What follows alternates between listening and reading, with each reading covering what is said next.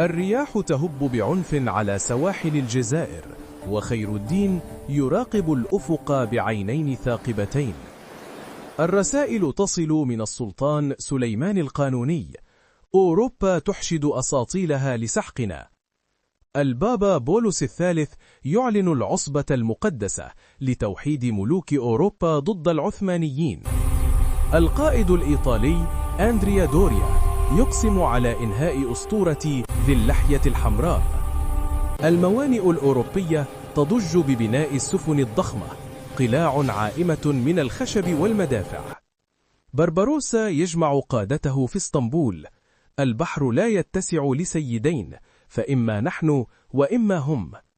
البحارة العثمانيون يجهزون سفن الغاليرية الخفيفة والذكية. الرهبان في روما يصلون من أجل النصر، والبحارة في اسطنبول يرفعون راية نصر من الله. الأسطول الصليبي يتحرك ب600 سفينة، يغطي الأفق كأنه غابة متحركة. بربروسا يخرج ب122 سفينة فقط، متوكلا على سرعة المناورة لا ضخامة البناء. اللقاء عند خليج باروزا في اليونان، المكان الذي سيشهد كتابة التاريخ. أندريا دوريا يصاب بالذهول من جرأة العثمانيين في التقدم رغم قلة عددهم. بربروسا يأمر بإلقاء صفحات من القرآن في البحر طلبا للسكينة والريح الطيبة. فجأة الرياح تسكن تماما، السفن الصليبية الثقيلة تتوقف كالأحجار الصماء.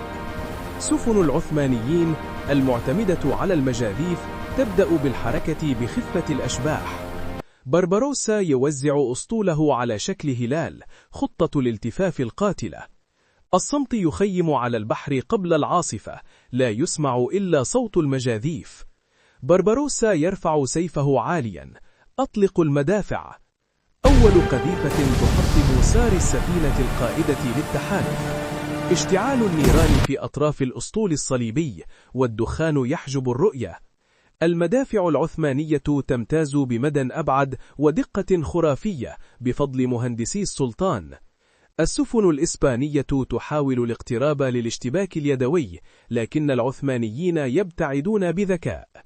سنان باشا وتورغو تريس يقودان الأجنحة ويخترقان صفوف العدو. صراخ الجنود يملأ المكان، والمياه تتحول من الزرقة إلى لون الدم والرماد. سفينة ضخمة للبندقية تنفجر بعد إصابة مخزن البارود، مشهد مرعب للجميع. بربروسا يتنقل بين سفنه، يحفز رجاله بصوت كالرعد. أندريا دوريا يدرك أنه وقع في فخ لا مخرج منه. التكتيك العثماني يمزق القلاع العائمة ويحولها إلى شظايا. الذعر يدب في قلوب البحارة الأوروبيين، شياطين البحر يحيطون بهم. الشمس تميل للغروب، ونيران السفن المشتعلة تضيء ليل باروزا. أندريا دوريا يصدر أمرا مهينا: انسحبوا وأطفئوا الأنوار لكي لا يتبعنا بربروسا. القائد العظيم يرفض الهروب، ويأمر بملاحقة السفن الفارة تحت جنح الظلام. العثمانيون يأسرون 36 سفينة حربية بكل ما فيها من جنود وكنوز. الفجر يشرق على بحر خال من أساطيل العصبة المقدسة. بقايا الأسطول الصليبي تعود إلى الموانئ الأوروبية مكسورة الجناح. صدمة في روما ومدريد وفينيسيا، كيف هزمنا بخمس عددنا. بربروسا يرسل البشائر إلى السلطان سليمان: البحر الأبيض أصبح ملكك. اسطنبول تحتفل لعدة أيام، والمآذن تكبر للنصر العظيم. تعيين خير الدين بربروسا رئيسا للأدميرالات أو قبطان ديريا. المعركة تنهي الوجود البحري الفعال لأوروبا في المتوسط لعقود طويلة.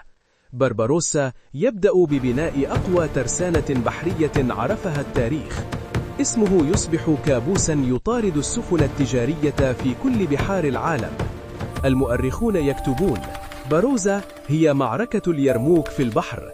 بربروسا يوصي بأن يدفن في منطقة بشكتاش ليسمع صوت موج البحر دائما. وفاته عام 1546 ميلادي، وحزن خيم على العالم الإسلامي بأسره. حتى اليوم السفن التركية تطلق المدافع تحية لضريحه عند خروجها للبحر. تحول بربروسا من قرصان في أعين الغرب إلى منقذ للمضطهدين في الأندلس. أثبتت المعركة أن العقل الحربي أقوى من العدد والعدة. 28 من سبتمبر يظل يوما محفورا في ذاكرة العظمة الملسارية. تنتهي القصة، لكن صدى مدافع بربروسا لا يزال يتردد في أمواج المتوسط.